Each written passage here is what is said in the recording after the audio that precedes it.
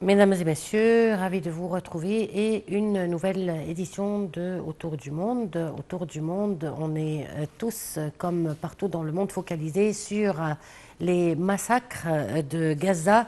Et à ce sujet, on commence par un reportage. D'intenses bombardements continuent sur Gaza. Cela intervient alors qu'Israël a intensifié ses frappes sur la bande de Gaza ces derniers jours et continue des opérations terrestres dans le territoire populaire. Ces frappes massives visant, selon Israël, à détruire le Hamas font de très nombreuses victimes civiles, plus de 8000 morts selon le dernier bilan donné par le ministère de la Santé de Gaza administré par le Hamas, dont des enfants, des nouveau-nés, des femmes et des vieillards. Un reportage. La guerre entre Israël et le Hamas est entrée dimanche 29 octobre dans son 23e jour. Depuis le 7 octobre, les attaques terroristes du mouvement de résistance Hamas sur le sol israélien qui ont fait plus de 1400 morts, l'armée israélienne bombarde sans relâche la bande de Gaza contrôlée par le Hamas depuis 2007 et où s'entassent quelques 2,4 millions de Palestiniens.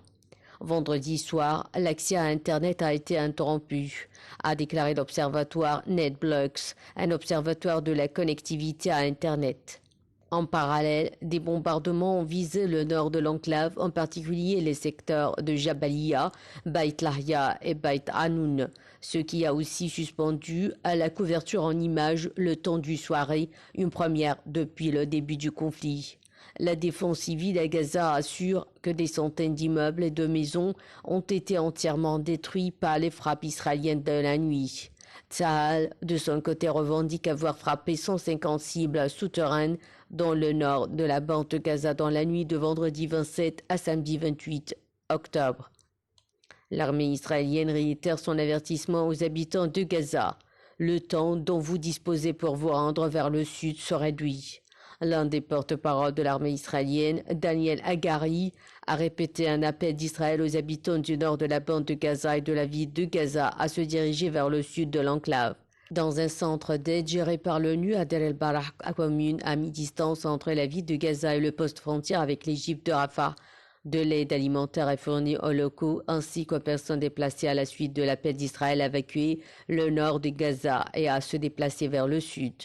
La guerre dans la bande de Gaza sera longue et difficile, nous y sommes prêts, a déclaré Netanyahou samedi lors d'une conférence de presse à Tel Aviv, ajoutant que son armée détruira l'ennemi sur terre et sous terre. Une référence au gigantesque réseau de tunnels d'où, selon les militaires, le Hamas dirige ses opérations.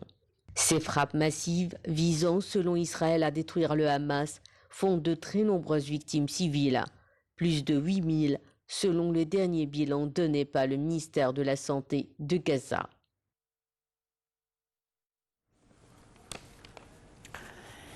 Et nous revoilà de retour sur la situation à Gaza où l'accès à Internet revient progressivement à Gaza après plus de 36 heures de coupure à cause de bombardements très intensifs. L'absence de communication en cette situation peut être fatale pour des blessés.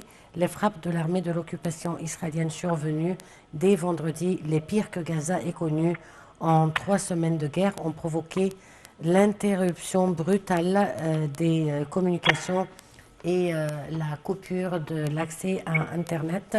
Sans communication, l'accès aux premiers secours et aux hôpitaux est rendu difficile et voire impossible et peut être fatal pour les blessés. L'armée israélienne continue de bombarder la bande de Gaza après une nuit de frappe d'une intensité sans précédent depuis le début de la guerre, au 24e jour de la guerre que mène Israël sur Gaza, tuant environ 8000 Palestiniens à Gaza assiégés par Israël depuis 16 ans et où s'entassent quelques 2,4 millions d'habitants privés de tout et désormais coupés du monde en raison de l'arrêt des télécommunications et de l'accès à Internet. Et pour parler de cela, nous avons en ligne Dr Raouf Gaafar, analyste politique. Bonjour docteur. Bonjour. Bon, alors, ma question serait comment Israël ose parler de crimes de guerre de la part de Hamas alors que Israël commet tous les crimes de guerre qu'on n'ait jamais vus sur la terre. C'est pas qu'elle a osé, mais elle fait ça depuis 70 ans et malheureusement, personne ne parle. Donc, ils sont habitués à faire ça et malheureusement, la communauté mondiale, l'Occident, l'Europe, l'Amérique, ils disent absolument rien. Donc, ça encourage à faire beaucoup plus d'efforts. Ce sont des crimes de guerre, ce sont des actes qui sont complètement contre les lois internationales, mais ils font ça,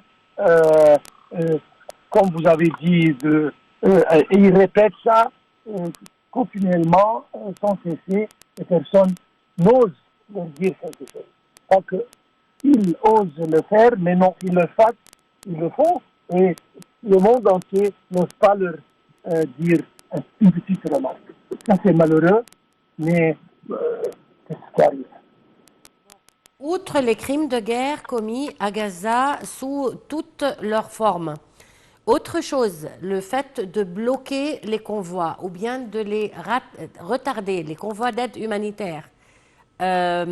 Autre chose, la résolution qui a été votée à la majorité au Conseil de l'ONU pour une trêve immédiate.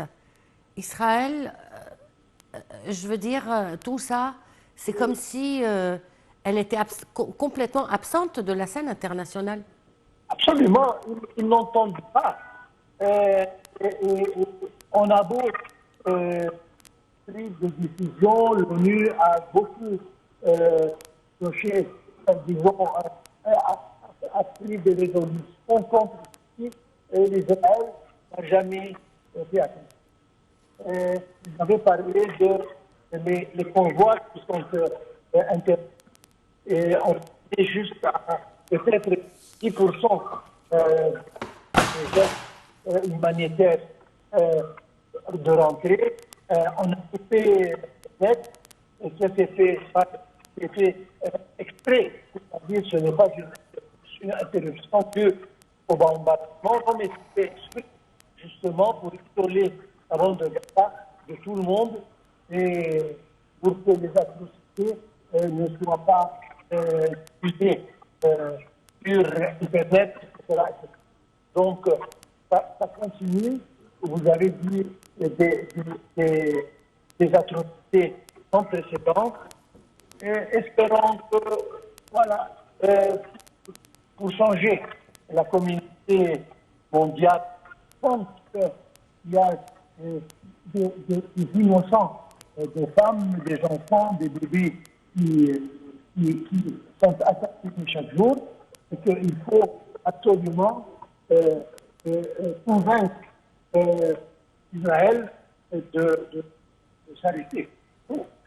En toute chose, les crimes les plus honteux de l'humanité que commet Israël envers les Palestiniens sont clairs et nets pour le monde entier, à tel point que les Juifs partout dans le monde commencent à manifester contre Israël, contre le mandat d'Israël, contre tous les actes honteux d'Israël. Docteur Raouf Garfar, je vous remercie beaucoup pour cette intervention et on va passer à un autre reportage.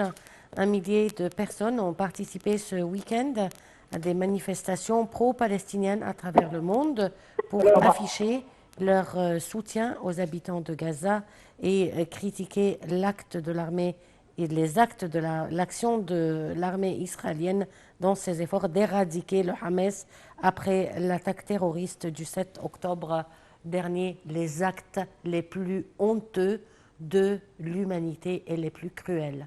Un reportage. À Londres, une foule conséquente s'est rassemblée près du Golden Jubilee Bridge. arborant des pancartes clamant « Stop au massacre à Gaza et fin de l'occupation israélienne ». Les leaders du rassemblement ont encouragé les chanter que « Cessez de fournir des armes à Israël, nous sommes tous palestiniens et de la rivière à la mer, la Palestine sera libre ». En France, malgré la validation par le tribunal administratif de l'interdiction préfectorale de manifester à Paris, le rassemblement a eu lieu de la place du Châtelet à celle de la République à partir de 14h30. Le tribunal a justifié cette décision en citant un risque grave de troubles à l'ordre public dû aux tensions autour du conflit israélo-palestinien. À New York, le Grand Central Station a été le théâtre vendredi d'une manifestation pro-palestinienne organisée par Jewish Voice for Peace. Des centaines de manifestants ont appelé à un cessez-le-feu et occuper la gare, ce qui a entraîné l'arrestation de plusieurs d'entre eux. Une autre manifestation pro-palestinienne a eu lieu devant le consulat israélien à Toronto, au Canada. À Berlin, malgré l'interdiction des autorités, une trentaine de personnes se sont regroupées à Alexanderplatz pour soutenir les enfants du Gaza.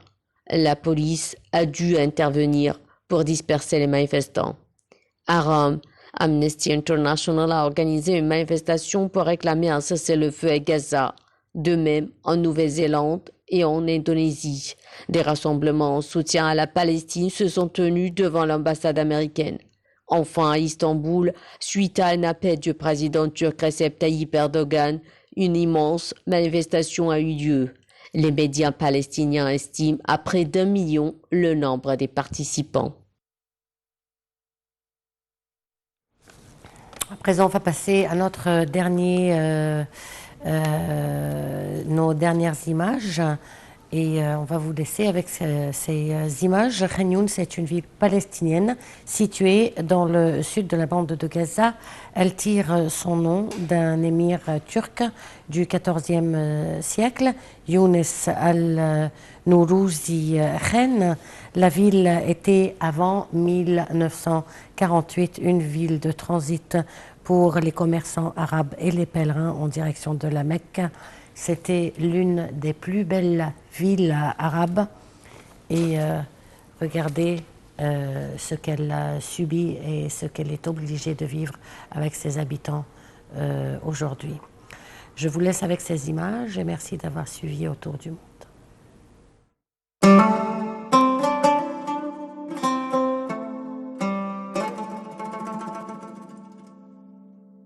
Khan Younes est une ville palestinienne située dans le sud de la bande de Gaza. Elle tire son nom d'un prince émir turc du XIVe siècle qui s'appelle Yunus al-Nourouzi Khan. La ville compte plusieurs camps de réfugiés, dont le plus important est le camp Al-Amal, qui héberge des milliers de Palestiniens. La population de la ville est estimée par le Bureau des statistiques palestinien à 200 000 habitants en 1997. Avant 1948, la ville était une ville de transit pour les commerçants arabes et les pèlerins en direction de la Mecque.